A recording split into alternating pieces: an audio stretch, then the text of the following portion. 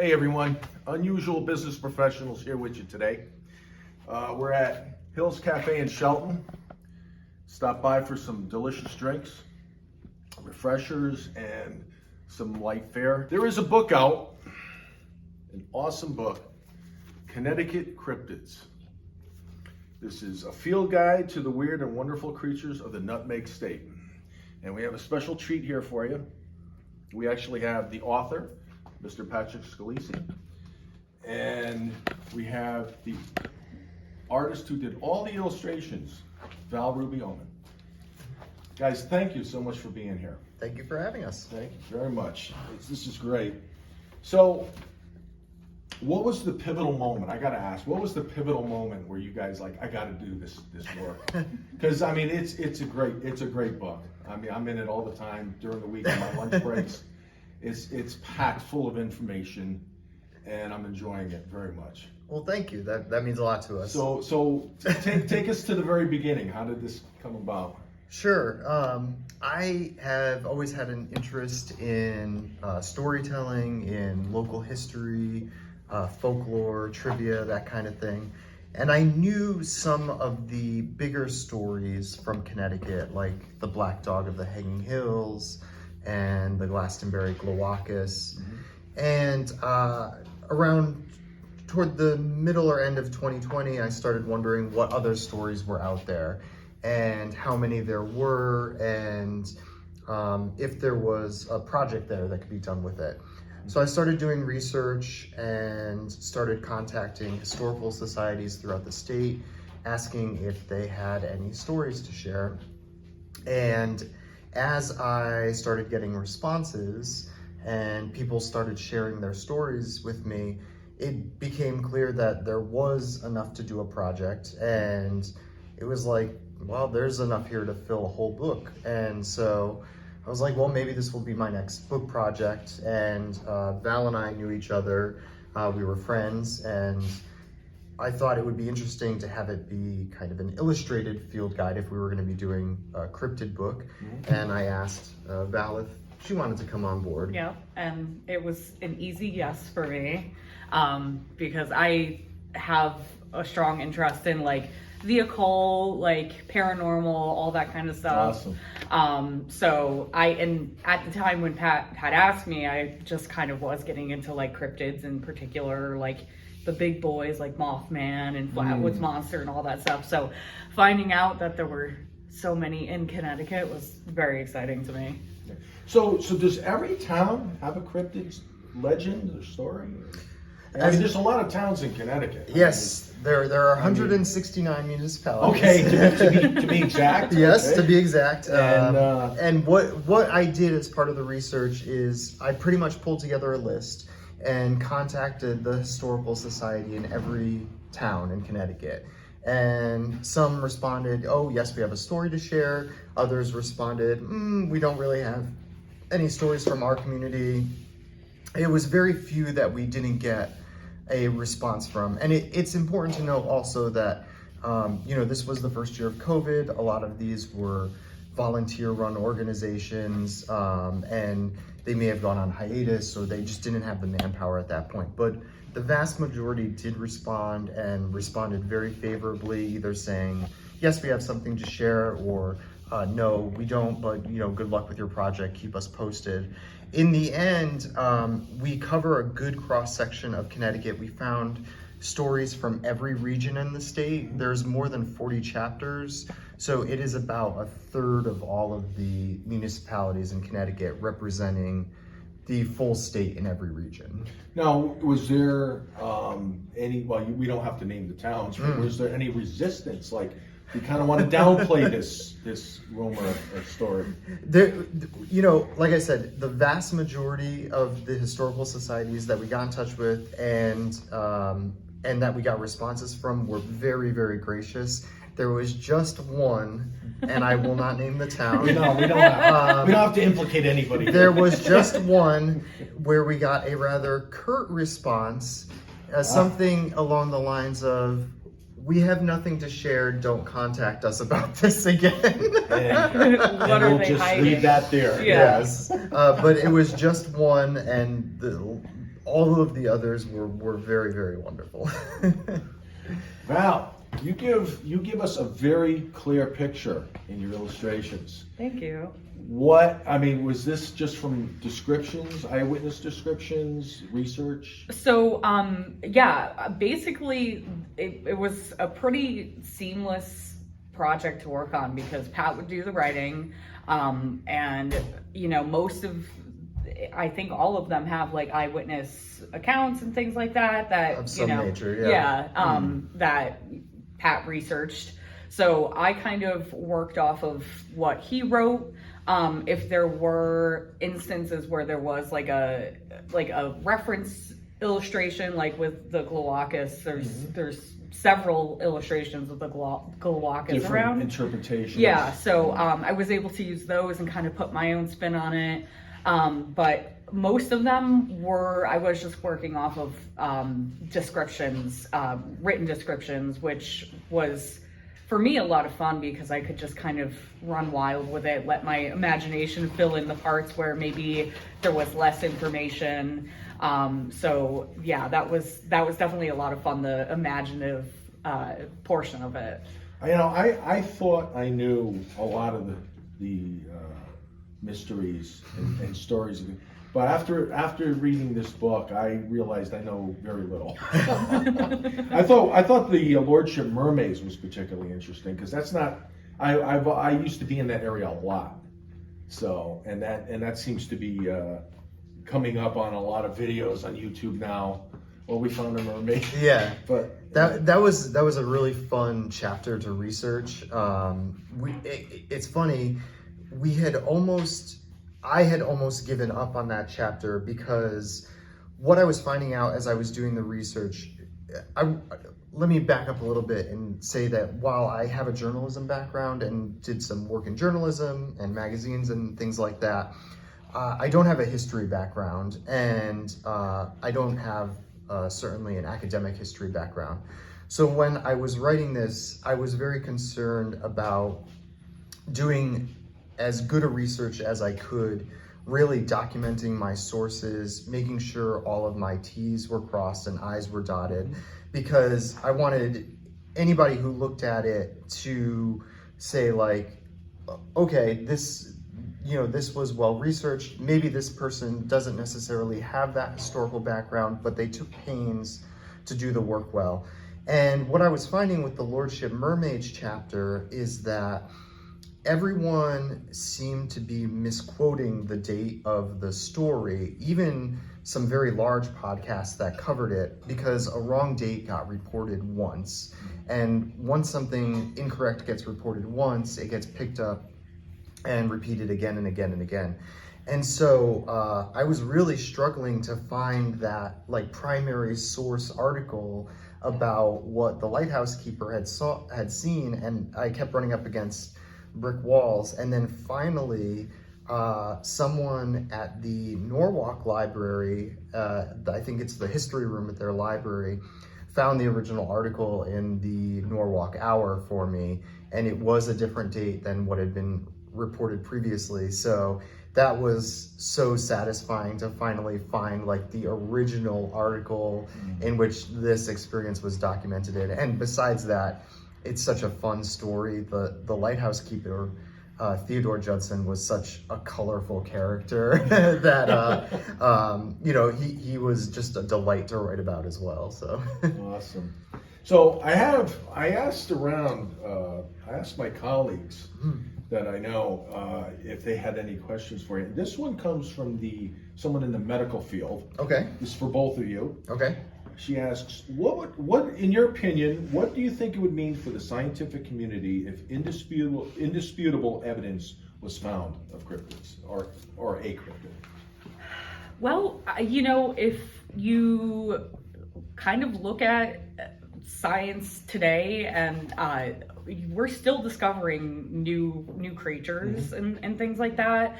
Like just in 2023, the bent-toed gecko was discovered. Yeah, and before that, technically that would have been a cryptid. It is a creature that is believed to exist that science has not yet proven to exist, and a lot of times these creatures they're known to the local population. So the local native people that live there, they're like, yeah, I know the Yeah, what's the bent-toed big deal? gecko. Yeah. But when the scientific community as a whole discovers it, it's very exciting. Like, oh, we've made a discovery. But you know, these are creatures that could have existed for a long time in like local lore and things like that. So I think it happens more frequently than people think. Like we technically, we have cryptids still out there. Like Just because we don't know about them doesn't mean they're any less valid. Right. Yeah. So sure, yeah. Yep, exactly. And what's interesting too about cryptozoology, as we researched it and researched the kind of 20th century history of cryptozoology, and it's important to note, folks have been interested in the idea of mythical creatures or creatures that have not yet been observed, or hidden creatures for as far back as humanity has gone. But it really started coalescing around a discipline in the 20th century.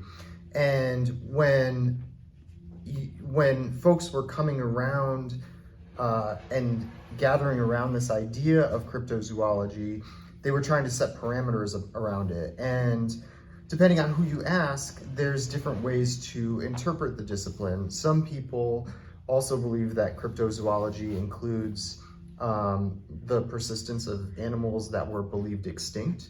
So finding an animal that was thought to be extinct but is still present today could be of interest to cryptozoology, and that is also based in science. A good example of that is the fish, the coelacanth, which was thought to be extinct millions of years ago, and turns out they still exist off the coast of South Africa. Fishermen catch them from time to time. So that's an aspect of cryptozoology. Another aspect is animals in places that they're not supposed to be. And a good example, of course, from Connecticut, we were talking about this just a few moments ago, is mountain lions. There's not supposed to be a breeding population of mountain lions in Connecticut, yet people report seeing them every year. So looking for mountain lions in Connecticut, which are a very real animal, might also be of interest to a cryptozoologist. Sure. So, Sure. So, Val, I gotta ask, what was your favorite one to draw? Or do you have several? I have several. I like the creepier ones. That just speaks to my. Would it be the heart. giant bat? Because that sounded pretty fascinating. Yeah. That was a good chapter. I really liked the Goat Man of the Ansonia Opera House. That one was really fun to illustrate. The Jewett City Vampires. The Mystic Pigman. Just the ones that kind of have that horror theme to them, really. So did you have to really pull out of your imagination what they might look like, or were you still able to get a... A lot of them I did take a lot of like artistic liberties and kind of adding my own personality to them. But a lot of them did have like pretty strong descriptors. I mean, the Ansonia Goat Man, for example, it's a goat man. So and it's yay high and, you can pretty much. So, but it was fun being able to kind of add my own personal touch to it. Absolutely. And, filling in where it might be kind of vague. Awesome. So I think I have one extra question from someone else. They wanted to know, how did hearing about the possibility of cryptids shape your lives? I mean, did it affect you, or did it spur you on to maybe want to go into the field and investigate? And they're just curious about how that affected you. Sure. For me, I am so interested in the storytelling aspect of it. I love that we as people and we as communities take these stories and repeat them and share them, and almost in a way take ownership of them. There's another book on cryptozoology by J.W. Oker, And he says something to the effect of, you know, when a community comes together around a monster or creature, that the story almost becomes more important than any question of whether the creature is real or not, because it says something about the place that we live, the time that we live in, about who we are. So that is very influential for me. I also am a big subscriber in the idea of the collective unconscious, where we as humans are, you know, have this shared pool of folklore where we're drawing from, even being separated by, you know, like time and distance. And I think to kind of bring it back to this book, a good example of that is in Connecticut, we have the Mohegan tribe, and they have, as part of their belief system, the Makiawisug, who are the little people of their tradition.